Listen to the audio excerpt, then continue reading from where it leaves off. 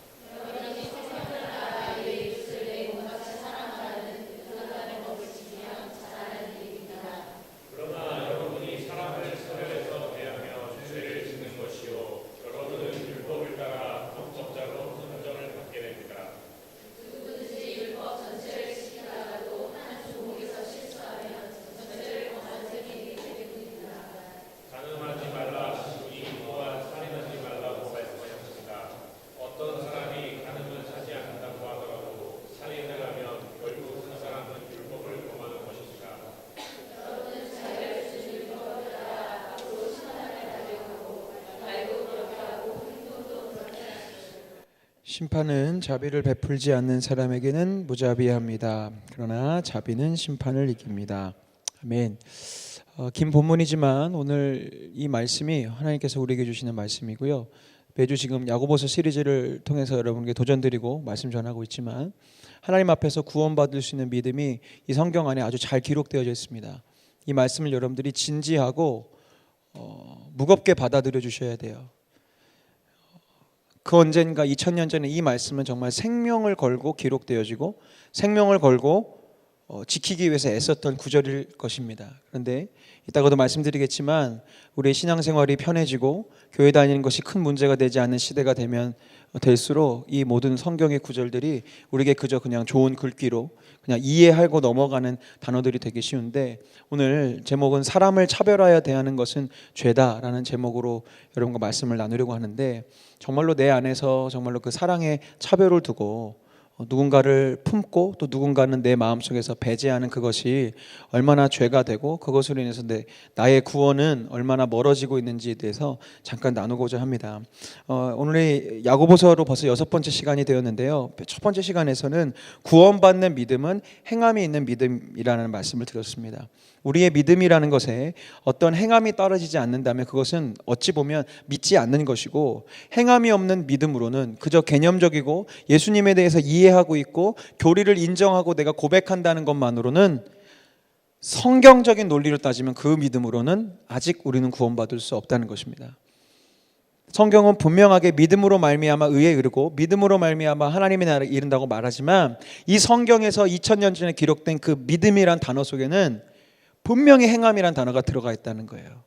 그래서 우리는 행함으로 결국은 구원받는다는 이야기를 첫 시간에 나누었고요. 이 행함이 있는 믿음이 무엇이냐? 우리 첫 번째로 시련을 기뻐하며 인내할 줄 아는 믿음이 필요하다고 말씀드렸습니다. 두 번째는 욕심을, 내 마음속에 일어나는 많은 욕심이 있는데요, 그 욕심을 암처럼 다스리며 죄를 짓지 않으려고 애쓰는 믿음이 필요하다고 말씀드렸습니다.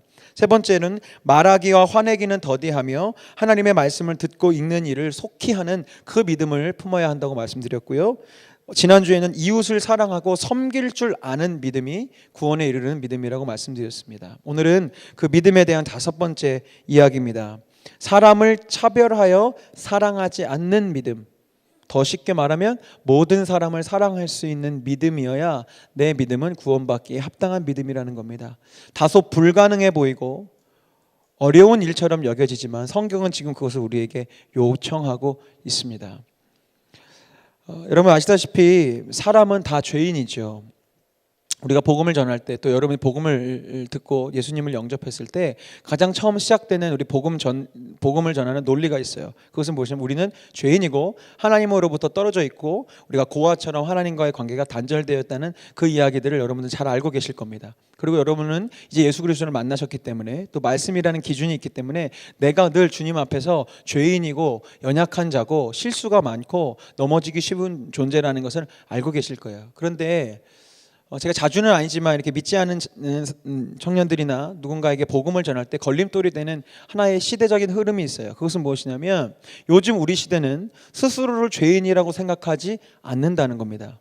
물론 과거에도 그렇지만 과거보다 더 심하게 죄에 대한 개념 자체가 내가 왜 죄인인지에 대해서 개념이 모호해지고 있죠. 그래서 저도 늘 조심해야 되지만 복음을 전할 때 교회 공동체도 어떻게 방법을 바꾸기 시작하냐면 당신은 죄인이기 때문에 예수가 필요합니다. 당신은 예수 없이는 사망에 이르를 수밖에 없기 때문에 예수를 믿어야 합니다라는 아주 본질적인 복음을 선포하기보다는 저 스스로도 범하는 실수이고 또 시대적인 흐름에 맞춰서 복음을 전하는 게 좀 우회적인 방법이기도 한데요. 죄에 대한 이야기를 하기보다는 어떻게 복음을 전하죠? 하나님이 여러분을 사랑하십니다. 물론 틀린 말은 아니지만 죄에 대해서 이야기하기가 뭔가 좀 꺼림칙한 그런 시대를 살아가고 있어요. 여러 가지 이유가 있겠지만 말씀을 준비하면서 두 가지 아주 좀 큰 특징을 잡아보게 되었습니다. 그것은 무엇이냐면 첫 번째는 요즘 우리가 살아가고 있는 시대적인 철학이나 이 패러다임이 포스트 모더니즘의 시대이기 때문에 그렇습니다. 모더니즘, 근대 사회에서는 모든 것이 법칙으로 정해져 있었습니다. 나라가 통치하든 종교가 통치하든 오랜 시간 동안 하나의 법과 어떤 규칙이 인간을 규정했어요. 그런데 세계 대전을 거치고 나면서 사람이 세웠던 법과 규칙이 아무런 소용이 없다는 것을 이제 사람들이 느끼기 시작하면서 개개인이 다 기준이 될 수 있다는 그런 흐름이 지금까지 우리를 다스리고 있죠. 사실 여기 있는 우리 모두는 사실 그 영향 속에서 자라나거나 태어나거나 그 시대를 살아왔습니다. 절대적인 기준을 부정하죠. 왜요? 절대적인 기준이 세워졌을 때 세상은 망가졌었거든요. 한 나라가 기준이 되었을 때, 한 군대가 기준이 되었을 때, 하나의 법이 기준이 되었을 때 나라들은 전쟁 나고 뭐 다 하니까 절대 기준 같은 건 없다. 개개인이 기준이고 나의 감정과 나의 느낌과 나의 경험이 나에게 있어서는 절대 기준이 된다. 그러니 내가 너에게 그 기준을 요구하지 않을게. 그러니 너도 나한테 그 기준을 요구하지 마. 근데 우리가 선포하고 읽는 성경이 절대 기준이라고 이야기하고 있죠. 성경은 캐논입니다. 캐논. 기준이에요. 캐논이라는 게 잘하는 뜻이잖아요. 이 길이를 재는. 그렇기 때문에 포스트 모더니즘 시대에 절대 기준을 부정하고 개개인이 다 진리가 될 수 있는 이 시대 속에서 당신은 죄인이에요라고 하는 이야기가 먹혀들 수가 없는 것이죠. 그 얘기를 하면 사람들이 대번에 기분 나빠합니다. 예수쟁이들 맨날 죄 타령한다고, 내가 무슨 죄를 지냐고 그런 이야기를 하지요. 같은 맥락인데요. 그렇기 때문에 자유가 최고의 가치인 시대를 살고 있어요. 어떤 시대에는 도덕이 최고의 가치인 시대도 있었고, 어떤 시대에는 예의 범절이 최고의 가치인 시절이 있었고, 어떤 시대에는 뭐 예를 들면 뭐 한 나라의 왕이 절대적인 가치인 시대들이 있었는데 지금은 자유가 최고의 가치예요. 무슨 일을 하더라도 내 자유를 침범하면 그것은 악이고 그것은 진리가 아니게 된 시대를 살고 있습니다. 내가 내 마음대로 산다는데 그것이 무엇이 잘못이냐고 이야기하고 있어요. 그래서 오늘날의 현대의 법들도 점점 개인의 자유를 강조하는 형태로 발전되기 시작합니다. 아시다시피 우리나라는 몇 해 전에 간통죄가 폐지됐습니다. 저는 지금 이 법이 뭐 좋고 싫고를 얘기하는 거 아닙니다. 저는 법 잘 모릅니다. 그리고 뭐 아시다시피 법이 이렇게 쓰여지면 좋을 수도 있고 이렇게 쓰면 나빠질 수 있기 때문에 저는 이 법이 뭐 폐지되고 생겨난 것이 옳고 그르다는 얘기를 하는 게 아니에요. 시대적인 흐름이 어떻게 되고 있는가. 과거 우리나라는 간통죄는 법으로 죄라고 명했습니다. 남편이든 아내든 바람을 피고 성적으로 간음을 하게 되면 그것을 죄로 묻고 여러 가지 그 법적인 절차를 밟아서 그 진행할 수 있는 그런 법이 있었어요. 그러나 그것이 위헌이라는 거죠. 개인의 성적인 자유로 내가 결혼을 했다 치더라도 다른 사람과 잠자리를 하거나 그런 것이 어떻게 죄가 될 수 있겠느냐. 그래서 간통죄가 폐지됐어요. 그리고 또 반대로 성소수자를 포함한 차별방지법이 계속 제정되려고 시도하는데, 물론 기독교 보수단체에서 계속 이제 막아지고 있지만 결국 골자는 뭡니까? 동성애를 하든 뭘 하든 차별받아서는 안 된다는 거죠. 오히려 역으로 그들을 차별하거나 고용하지 않거나 그들을 맞아주지 않으면 그것이 위법이 돼서 어떤 페널티를 받게 되는 그런 법이 제정되려고 계속 시도 중에 있습니다. 또 없어진 법인데 성매매 특별법이 발효가 됐는데, 또 역으로 며칠 전에 그것이 또 위헌으로 역으로 자기의 성을 팔려고 하는 여인들에게도 자유가 있다는 거죠. 나의 몸을 내가 내 결정으로 팔겠다는데 왜 법이 그것을 막느냐는 또 반대의 운동들이 일어나고 있습니다. 아주 어지럽고 정신없는 시대를 우리가 살고 있어요. 골자는 무엇이냐? 내 자유를 지킬 수 있는 법을 만들어 달라는 거예요. 그것이 옳고 그른지, 그것이 어떤 결과를 낳든지 상관없이 내가 그게 좋으니까 내 자유가 침범되지 않도록 법을 만들으라고 이야기하는 것이죠. 이런 시대의 성경은 우리가 처음부터 죄인이었다고 이야기합니다. 아주 지금 시대에 보면 시대착오적인 가르침이 아닐 수 없어요.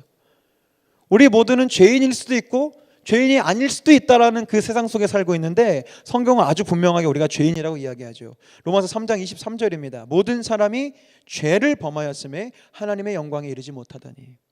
이 모든 사람이란 단어 속에서 빠져나갈 사람이 한 사람도 없습니다.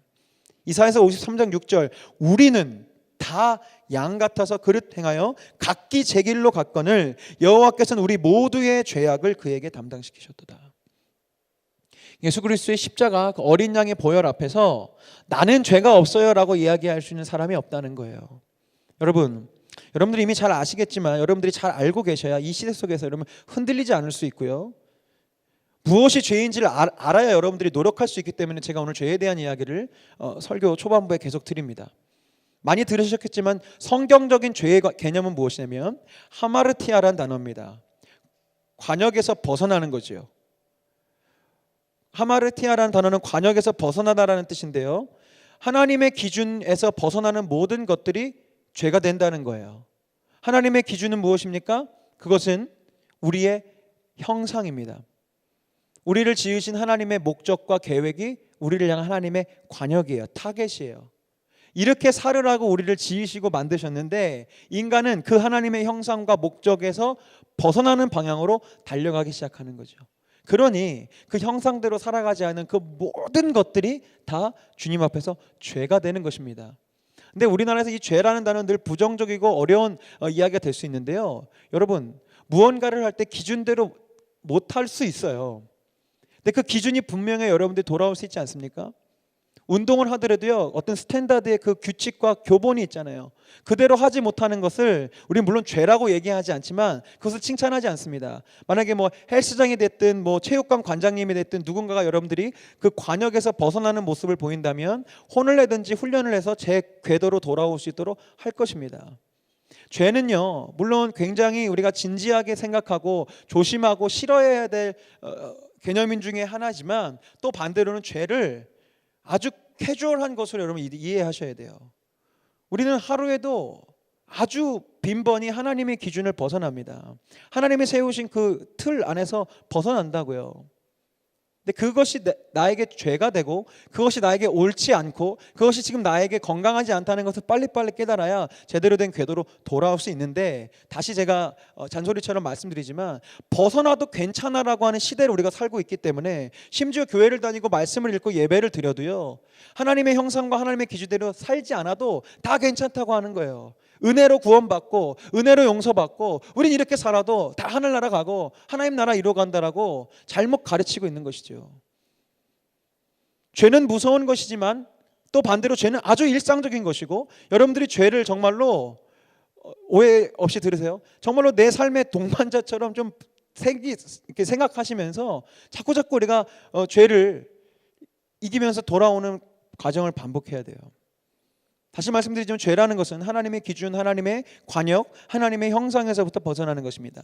저는 그렇기 때문에 늘 창세기 말씀이 굉장히 중요하다고 생각해요. 창세기에는 우리를 지으신 하나님의 관역이 아주 잘 기록되어 있거든요. 창세기 1장 26절에서 27절을 여러분이 읽어주셨으면 좋겠습니다. 시작.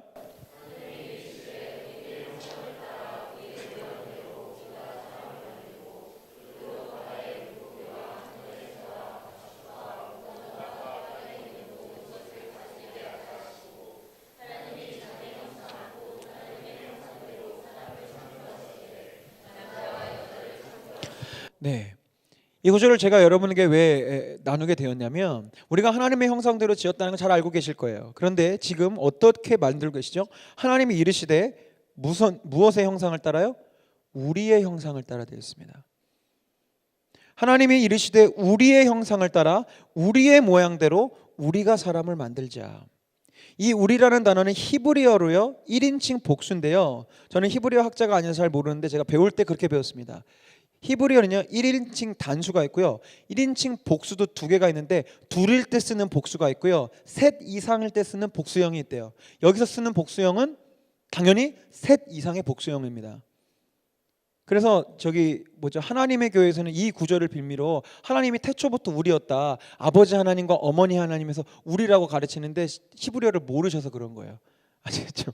나중에 혹시 하나님의 교회에서 막 다가오셔갖고 이 우리라는 단어가 아버지가 있고 어머니가 있고 이 무식한 양반아 이게 이 히브리어로 1인칭 복수인데 3명 이상일 때 쓰는 건 거 아세요? 이렇게 한번 해주시면 갈 거예요. 예. 안 가면 그냥 도망치세요. 예. 이거 삼위일체 하나님이시죠.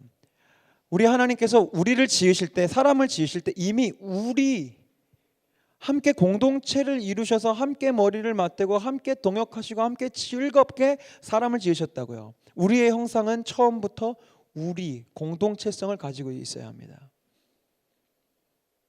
그렇기 때문에 창세기 2장 18절에 여호와 하나님이 이르시되 사람이 혼자 사는 것이 좋지 아니하니 내가 그를 위하여 돕는 배필을 지으리라 하시니라. 물론 이 장면은 아담이 독처하고 있는 것을 안타깝게 여기시면서 하와를 지으시는 장면에 쓰는 단어지만 제가 몇 주 전에도 구약 개관하면서 이 구절을 우리 청년들에게 설명했는데요. 가만히 제가 이 말씀을 묵상하고 보니까 꼭 남자와 여자, 배우자와 관련된 단어 같지가 않더라고요.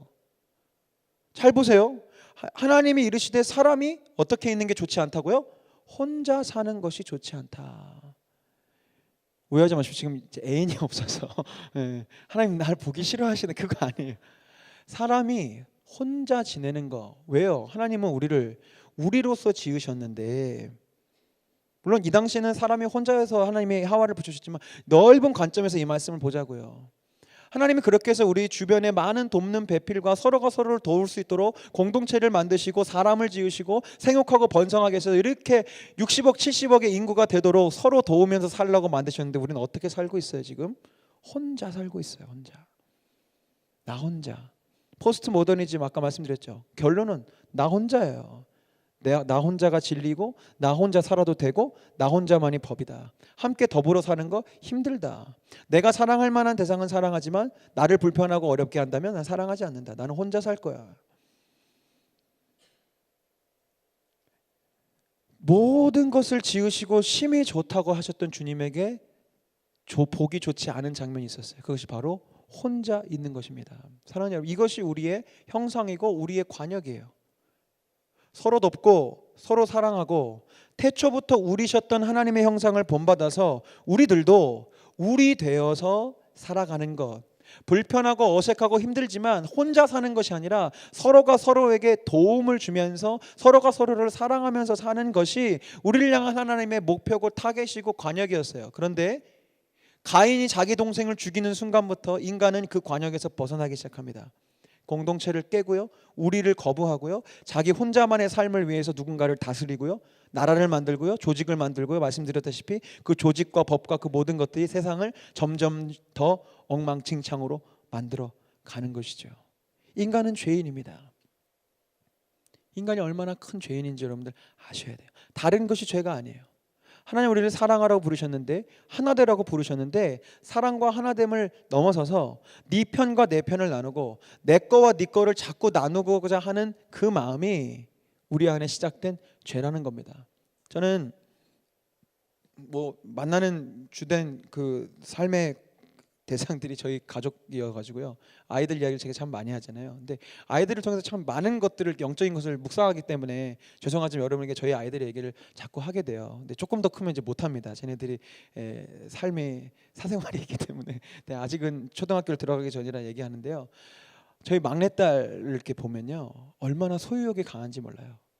요즘 조금 말문이 트이고 있거든요. 말문이 트이면서 제일 먼저 하는 게 뭔지 아세요? 소유를 확인하는 거예요. 이거 누구 거야? 뭐 오빠 거? 내 거? 막 계속 그래요. 내게 확인돼야 돼요. 엄마 거? 언니 거? 막 계속 물어보면서 자기 소유를 합니다. 자기 거를 건드려 갔다는 장난 아니게 막 울고요. 애 거야, 애 거야 막 이러면서 결국은 그것을 뺏어와요. 오빠 나중에 되면 이제 오빠 거도 자기 거, 언니 거도 자기 거 이렇게 되죠. 그 아이의 모습을 보면서 겉으로는 귀엽고 깜찍하고 하지만 그 안에 죄가 있다는 것을 보게 됩니다. 왜요? 아무도 가르치지 않았어요. 그거 네 거라고 교육하지 않았어요. 자기 거래요. 자기 거 남이 가지면 안 된대요. 그 마음이 자라나면 어떻게 되는지 아시죠? 사람도 네 거 내 거 나누는 겁니다. 사람이 내 거면 내 편인 거죠. 사람이 내 게 아니면 다른 편인 거예요. 내 사람이 있고 내 사람이 아닌 사람이 있고 내가 품고 좋아하는 사람이 있고 아닌 사람이 있고 이 어린 24개월 된 아이에서부터 시작되는 그 죄성은 어른이 되면서 점점점 발전해요. 나도 모르게 내 마음속에 그렇게 사랑할 사람과 사랑하지 않을 사람을 구별하고 있습니다. 오늘 본문 속으로 다시 한번 돌아와 봅니다. 야고보서 2장 1절 말씀. 나의 형제 자매 여러분은 영광의 우리 주 예수 그리스도를 믿고 있으니 사람을 차별하여 대하지 마십시오. 사도 야고보가 아주 명확하게 이야기하고 있어요. 이 논리 구조가 어떻게 됩니까? 우리 주 예수 그리스도를 믿고 있으니 사람을 차별해서 대하지 말라는 거예요. 어렵지 않으시죠?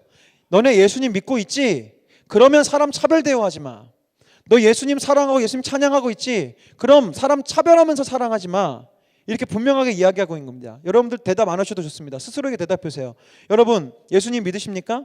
예수님을 구주로 내 삶의 주인으로 고백하세요? 제가 안 시켰지만 아마 다 아멘 하실 겁니다. 그 다음 질문하면 여러분 어떻게 대답하시겠어요? 그렇다면 여러분은 사람을 차별하여 대하지 않으시겠군요. 우리 선뜻 대답하지 못합니다. 예수 믿으세요? 예수님 사랑하세요? 예수님 정말로 믿으시죠? 고백하시죠? 할 때는 아멘 다 하실 거예요. 왜 그렇게 믿고 있어요? 근데 야고보가 얘기하는 거예요. 예수님 믿으면 너네 사람 차별 대하지 않는 거야. 거꾸로 얘기해 볼까요? 내가 지금 사람을 차별 대하고 있잖아요. 난 예수님을 아직 덜 믿거나 안 믿거나 못 믿거나 잘못 믿는 거예요. 우리 아까 스태프들에도 기도 같이 나누면서 중보를 요청했는데 저는 오늘 말씀을 준비한 저 스스로조차도요 굉장히 말씀 준비하기 어려웠어요. 왜요? 저도 사실 이렇게 못 살고 있거든요. 근데 강해 설교가 참 감사한 게 뭐냐면 건너뛸 수가 없습니다. 내가 못 지킨다고 해서 넘어갈 수가 없어요. 이 말씀이 내가 못할 일이라고 해서 넘어갈 수가 없어요. 왜요? 하나님 말씀이거든요. 같이 노력하고 싶은 마음에. 왜냐하면 여러분 속에서 그런 마음 드실까 봐. 에이 앞에 나와 있는 전 양반도 그렇게 못 살 거면서 왜 이런 설교를 한대. 맞아요. 저도 잘 못 살겠는데요. 하나님 말씀이기 때문에 제가 어쩔 수 없이 전합니다. 오늘 우리가 읽은 성경은 우리가 선뜻 대답하지 못하는 우리의 이 문제를 향해 아주 분명히 경고하죠. 2장 9절입니다. 그러나 여러분이 사람을 차별해서 대하면 죄를 짓는 거래요. 우리가 이 말씀 앞에서 깜짝 놀라야 돼요. 우리 다 그렇게 살잖아요. 에이 그리스도인들도 다 사람 차별할 수 있는 거죠. 뭐 목사님 어떻게 다 누군가를 다 어떻게 사랑해요? 게다가 나 미워하고 나한테 막 해코지하고 나 힘들게 하는 사람을 어떻게 사랑합니까? 내가 사랑해야 될 사람도 잘 못 사랑하고 있는데 이거 어떻게 합니까? 라고 우리가 도망치고 싶은데요. 야고보서 2장 9절이 성경에서 빠지는 일이 없는 한 우리는 여기서 도망갈 방법이 없어요. 여러분이 사람을 차별해서 대하면 죄를 짓는 거래요. 우리 몇 주 전에 나눴죠? 죄는 자라나면 사망에 이르게 합니다. 우리가 이 죄를 적절하게 암 제거 수술처럼 떼어내지 아니하면 이 암덩어리가 우리를 어떻게 사망의 길로 이끌지 모른다고요. 그래서 우리는 말씀을 잘 기억해야 돼요. 참 보면 그때나 지금이나 교회에는 문제들이 많았던 것 같아요. 지금 사도 야고보가 이 편지를 쓸 때 예수님께서 부활하신 지 채 50년도 되지 않았던 때거든요. 초대교회라고 불려지는 우리가 참 닮아가고 싶어하고 모범으로 삼고 있는 초대교회 안에 차별이 일어나기 시작했어요. 오늘 본문을 보니까 교회 안에서 어떤 차별이 있냐면 부자 성도와 가난한 성도를 구별하기 시작했던 모양입니다. 부자 성도가 들어옵니다. 들어올 때 보석을 달고요, 금 옷을 입고요, 아주 멋있게 예배당으로 예배하는 처소로 들어와요. 그러면 그걸 안내하는 그 스태프들이 극진한 대접을 하면서 좋은 자리로 안내하고 앉습니다. 그 사람들은 교회 안에서도 존경과 찬사를 받습니다. 그런데 가난한 성도가 들어오면 성경을 보니까 어디 아무데나 앉으라는 거야. 아니면 그냥 너 서 있으라고. 앉을 데 없으면 서 있어. 아니면 너 내 발 밑에 앉아 있어. 여러분처럼 좀 잘 앉아 계시잖아요. 가난한 사람이 들어와요. 자리가 없어요. 그럼 내 발밑에 앉든지 뒤에 서 있든지 해. 높은 사람 부자 들어오면 어떻게 해요? 제일 좋은 자리, 여기 제일 좋은 자리 아니죠? 제일 뒷자리 앉으시라고. 이미 그때부터 사도 야고보가 그 모습을 보면서 이건 예수 믿는 사람들의 해서는 안 될 행동이라는 것을 이야기하는 거예요. 여러분, 단순히 자리를 안내하는 것만 지금 야고보가 이야기하는 거겠습니까? 예수를 믿고, 그 당시 예수 믿는 거 말씀드렸지, 목숨 걸고 믿고 있음에도 불구하고 그들 마음속에 부자 성도가 들어오면 잘해줘요, 대접해요, 칭찬해요, 존경해요. 그런데 가난한 성도, 남루한 옷을 입고 들어오고 그 중에 노예도 있었을 것이고 여러 가지 부족한 가운데 온 사람들에는 신경 쓰지 않아요. 예배 드리든지 말든지. 왜 그럴까요? 왜 그러냐면 예수님을 믿어도요, 그 믿음이 죽은 믿음이기 때문에 그런 겁니다. 지금 사도 야고보가 이 편지들을 곳곳에 있는 초대교회에 보내면서 죽어있는 그 믿음들을 일깨우고 싶었던 거예요. 믿고는 있는데 죽은 믿음이죠. 왜요? 믿음이 죽어버린 우리는 누군가를 사랑하고 섬기고 보살피고 대접해도요, 세상 법칙에 따라서 섬기게 되었습니다. 여러분 잘 생각하세요. 내가 아무리 누군가를 섬기고 아무리 내가 헌신을 다하고 희생을 다하고 내 모든 것을 쏟아낸다 할지라도 이제 말씀드릴 세상적인 기준에서 여러분들이 섬기고 사랑하는 것이라면 여러분은 아직 그리스도의 사랑으로 사랑하는 것이 아닙니다. 세상 사랑은 give and take입니다. 언제나 매매 법칙입니다. 내가 이것을 하면 이것이 오겠지. 가만히 잘 생각해 보세요. 여러분들이 누군가를 섬길 때 정말 바라는 거 없이 섬기십니까? 그렇다면 잘하고 계시는 겁니다. 그게 성경적인 섬김이고 그것이 주님이 오늘 우리에게 원하시는 사랑이에요. 그런데 이렇게 이야기하는 저조차도요, 제 마음속에 있는 기본적인 본능과 기제가 어떻게 움직이는지 아세요?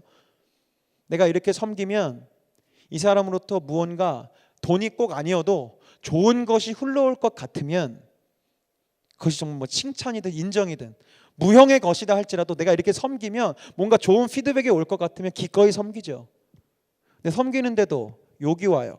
섬기는데 반응 없어요. 섬기는데 교회 안 나와요. 섬기고 싶겠어요? 제 마음이 그러고 싶지 않은 거예요. 왜요? 저조차도 이 죄와 싸워야 되는 죄인이기 때문에 그렇습니다.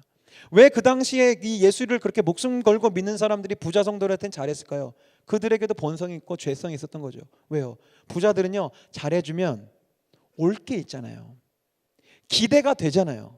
이 사람이 가진 것도 많고 권위도 있고 능력도 있으니까 내가 교회 안에서 잘 섬기고 하면 혹시 밖에 세상에 나가서 그 사람이 뭐 시장일 수도 있고, 예를 들면 아니면 무슨 높은 사람이니까 나한테 뭔가 같은 크리스천으로서 좀 뭔가 잘해주지 않을까라는 마음이 없었을까요?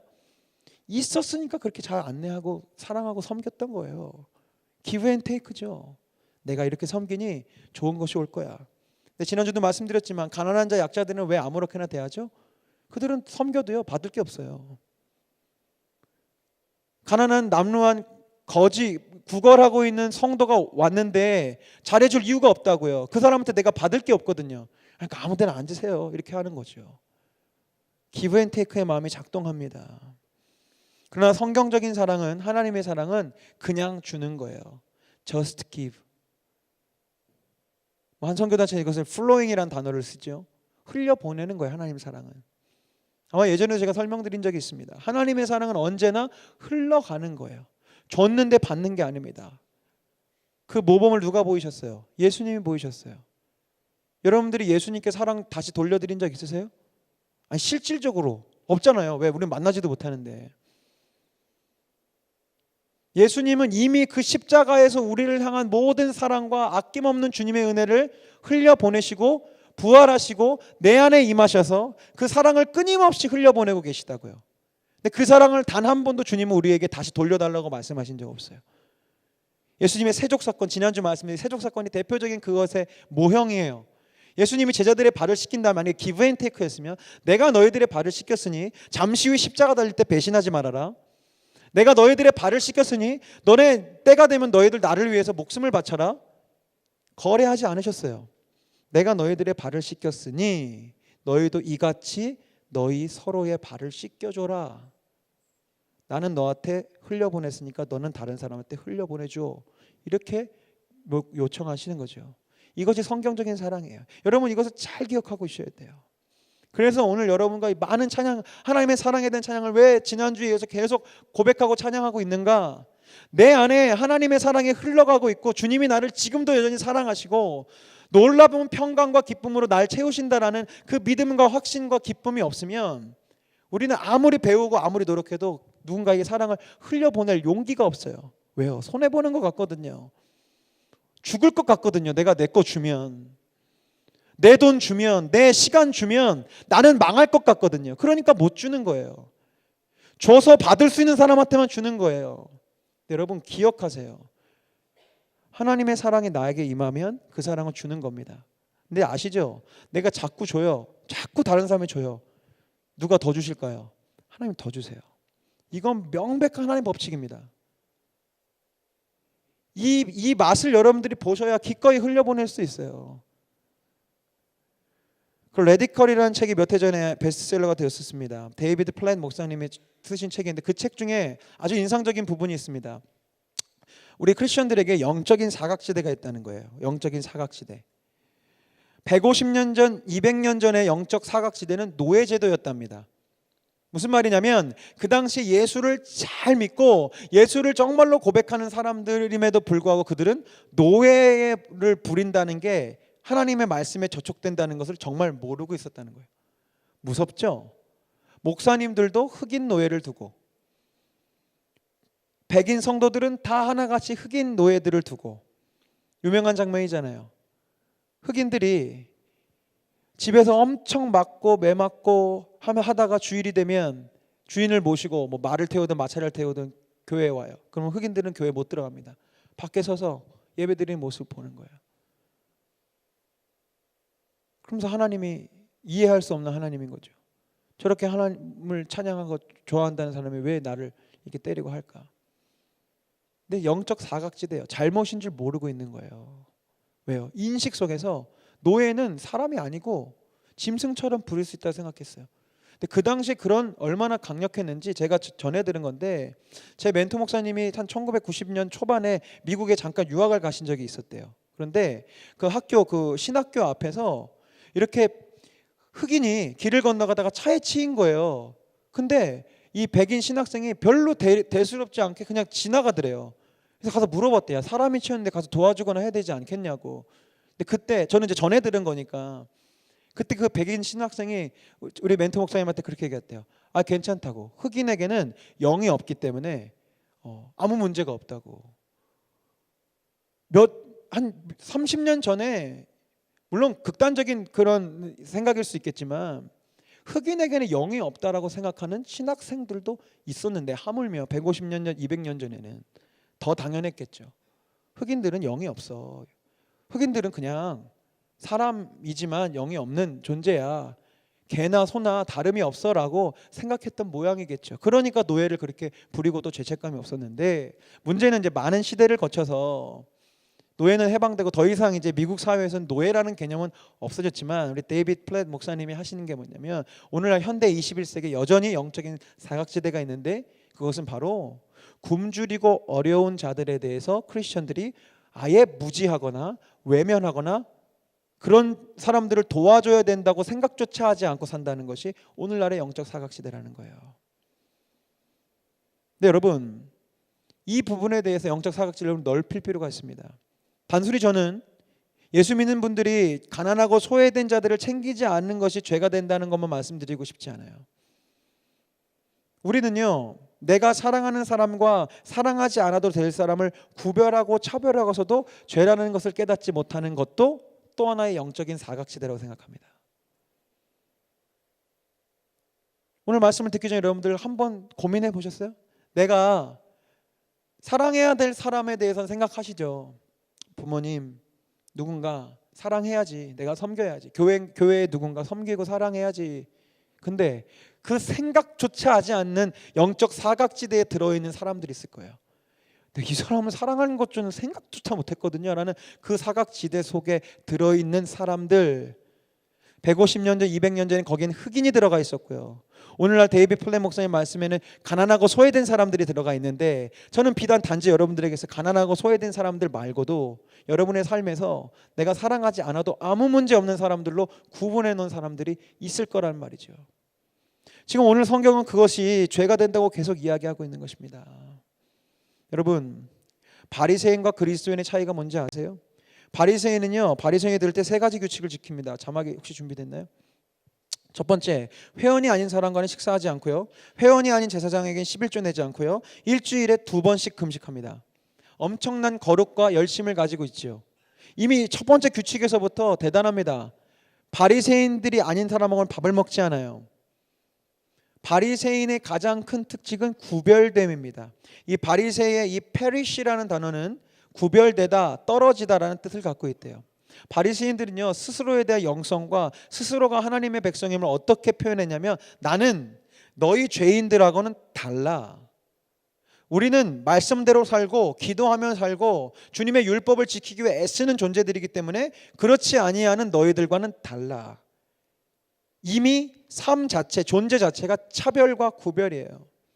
그들은 엄청난 열정과 엄청난 거룩함을 갖고 있습니다.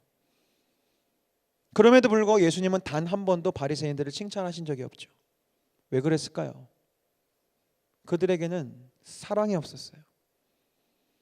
저는 사도 바울을 통해서 그 장면을 봅니다. 사도 바울은요, 아주 순수했던 사람이에요. 왜요? 그는요, 예수님이 메시아라고 믿은 적이 한 번도 없어요.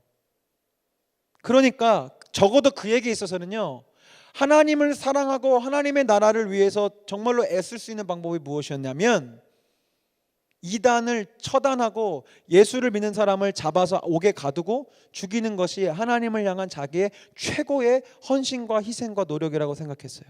그는 그 일을 위해서 자기는 어떤 게으름도 피우지 않았고요, 어떤 이기심도 피우지 않았습니다. 결혼도 안 하고요, 자기가 정말로 공부 많이 해서 좋은 높은 자리에 올라가는 것도 다 포기하고요, 오직 그 일, 예수 믿는 사람 잡아서 옥에 가두고 죽이는 일을 위해서, 자기가 자원해서 얘기하잖아요. 나 다메섹에 보내달라고, 내가 다 잡아올 테니까. 그 정도로 순수한 열정과 이들이 얘기하는 거룩함을 가지고 있었음에도 불구하고 예수님이 그를 다메섹 도상에서 만나셔서 왜 나를 이렇게 힘들게 하니, 왜 나를 핍박하니라고 말씀하셨어요. 주님이 모르셨을까요? 바울이 그렇게 순수한 마음으로 한다는 걸? 그는 하나님을 너무너무 사랑했기 때문에 그 일을 한다는 걸 모르셨을까요? 아셨음에도 불구하고 너 왜 이렇게 사냐고 물으시는 거예요. 이유는 하나입니다. 바울이 그렇게 순수한 믿음으로 하나님을 사랑했지만 그에게는 사람을 사랑하는 마음이 없었어요. 여러분, 이걸 잘 기억하셔야 돼요. 내가 아무리 열정이 있고 열심이 있고 섬김이 있고 희생이 있지만 내 마음속에 누군가를 구별해서 사랑하고, 누군가는 사랑해도 되고 누군가는 사랑하지 않아도 되고, 이 사람은 나한테 잘해주니까 의인이고 이 사람은 나한테 못해주니까 죄인이고 라는 구분하는 것이 있으면 하나님은 여러분들의 열정과 헌신과 모든 수고를 칭찬하지 않으십니다. 반대로 그리스도인들은 어떠한 사람이냐? 갈라디아서 3장 26절에서 28절 여러분 읽어주셨으면 좋겠습니다. 시작.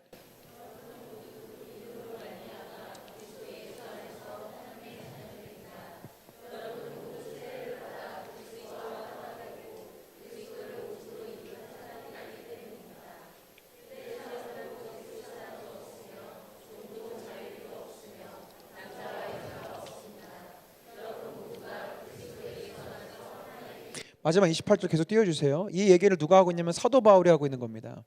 사도 바울이 예수님을 만나지 않았다면 죽었다 깨나도 이렇게 편지 못 씁니다. 유대인과 헬라인이 따로여야 되는 게 유대인의 율법이에요. 그들은 하나님을 알지 못해요. 할례 받지 않았어요. 이스라엘 아브라함의 자손일 수 없어요. 그런데 사도 바울은 복음을 만났거든요. 예수님의 사랑을 경험했어요. 이렇게 얘기하는 거예요. 종과 자유인 나눠야죠. 율법에는 노예에 대한 법칙이 있는데요,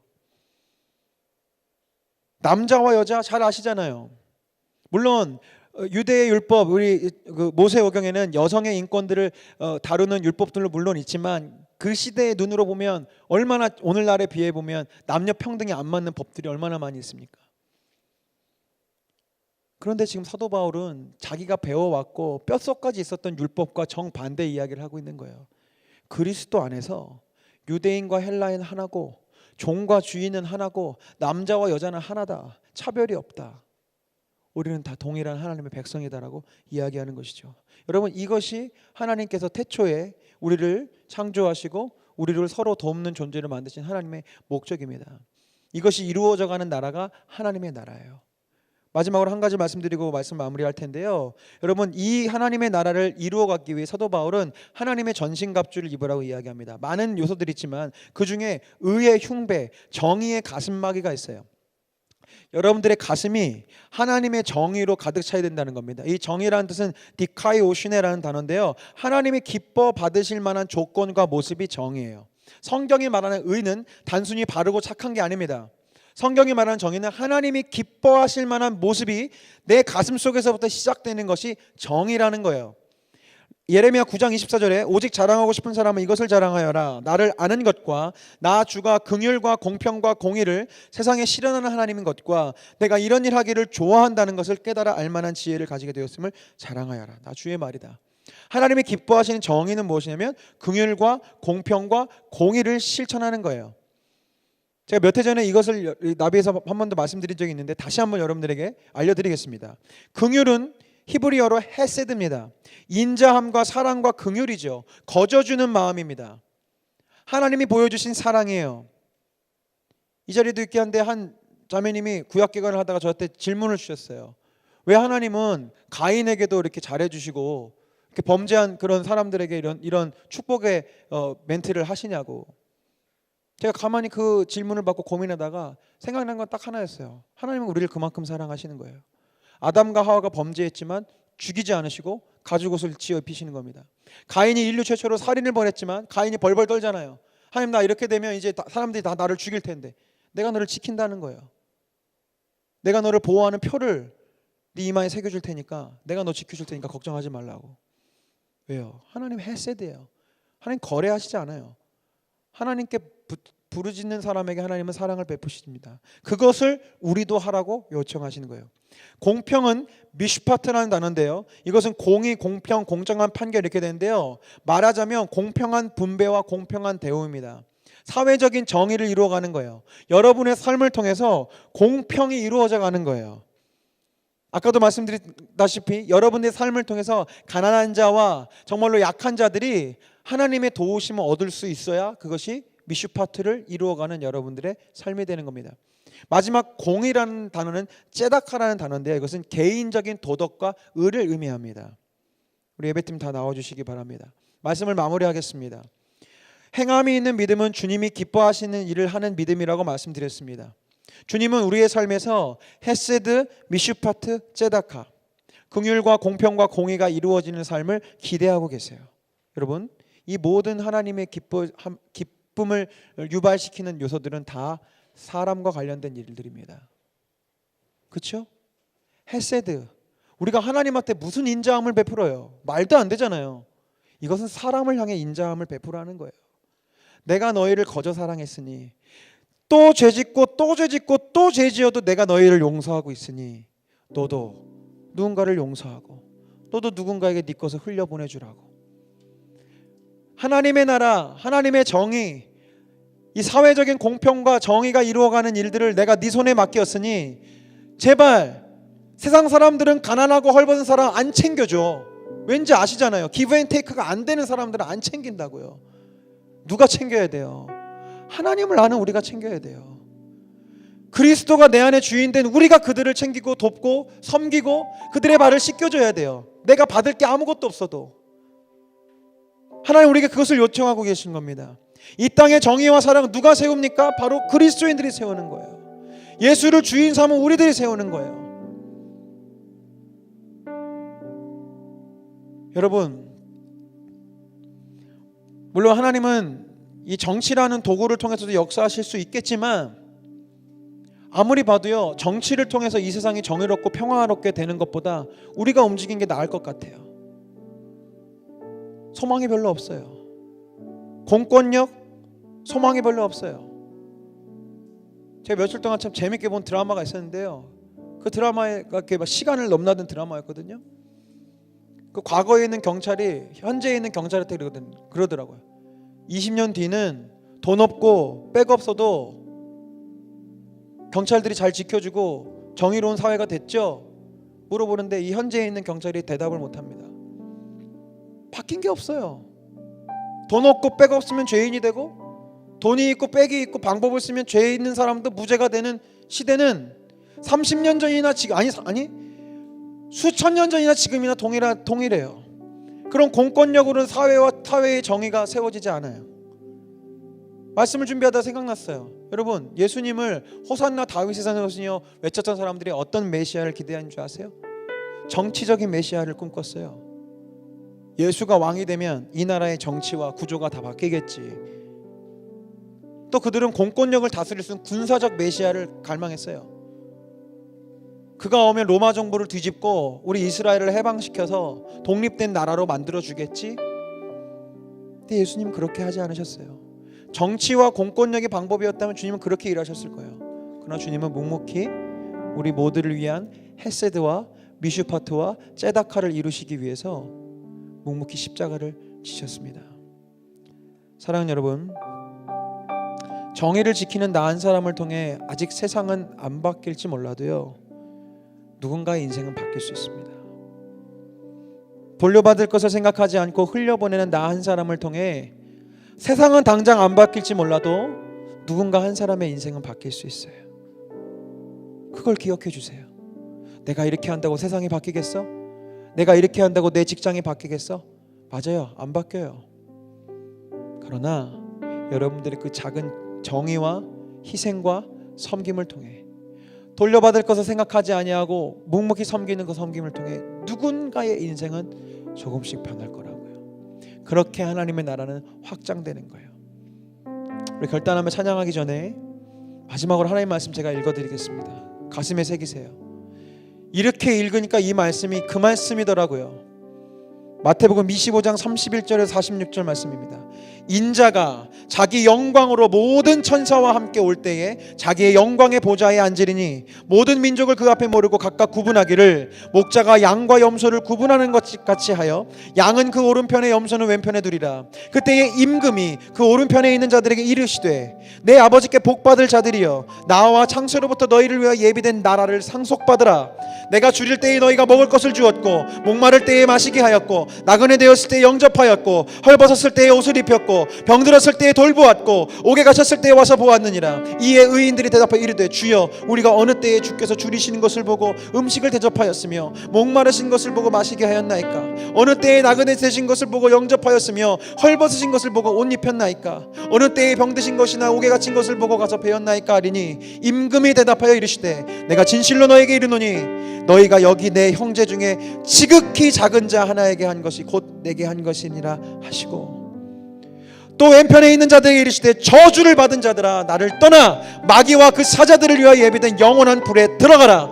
내가 줄일 때에 너희가 먹을 것을 주지 아니하였고 목마를 때에 마시게 하지 아니하였고 나그네 되었을 때 영접하지 아니하였고 헐벗었을 때 옷 입히지 아니하였고 병들었을 때와 옥에 갇혔을 때와 돌보지 아니하였느냐 하시니 그들도 대답하여 이르되 주여 우리가 어느 때에 주께서 줄이신 것이나 목마르신 것이나 나그네 되신 것이나 헐벗은 것이나 병드신 것이나 옥에 갇힌 것을 보고 공양하지 아니하더이까?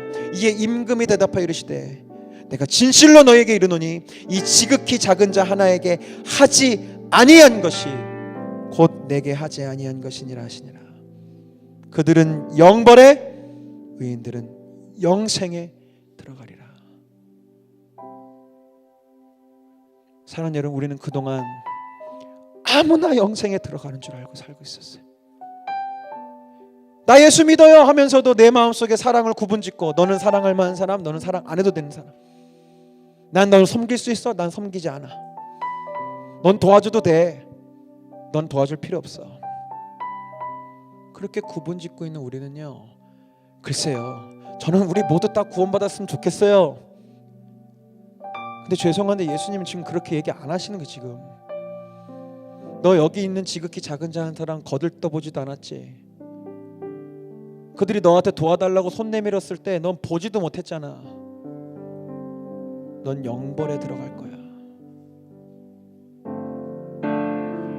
찬양하며 결단하실 텐데요, 여러분 진지하게 고백하세요. 그리고 말씀드려요. 꼭 물질적으로 가난하고 뭐 이렇게 여러분들 뭐 지하철에서 만나는 분들이나 거리에서 만나는 분들 내가 그들을 지나쳤는데 그 정도의 제가 지금 무슨 사회 자선 뭐 인권 보호 이런 설교 아니에요. 내 마음속에 나도 모르게 구변 짓고 있었던 사람이 있어요. 지금 그들을 사랑하라 주님 말씀하시는 거예요. 오늘 말씀 결코 쉬운 말씀은 아닙니다만 우리의 구원이 달린 문제입니다. 저는 우리 모두가 하나님께서 칭찬하시는 그 영생에 들어가는 의인이 되었으면 좋겠습니다. 우리 그 믿음 가지고 우리 질그릇의 노래, 오늘은 우리 따로 기도하는 시간 같지 않습니다. 이 찬양 계속 하시면서 여러분 기도하실 분은 기도하시고요. 오늘은 뭐 감정적으로 기도하실 거 없어요. 딱 고민하세요. 내가 사랑의 대상에서 제외했던 사람들 누구지? 난 누구를 안 보고 살았지? 나 누구는 완전 내 마음에서 빼버리고 살았지? 그것만 고민하세요. 찬양하시겠습니다.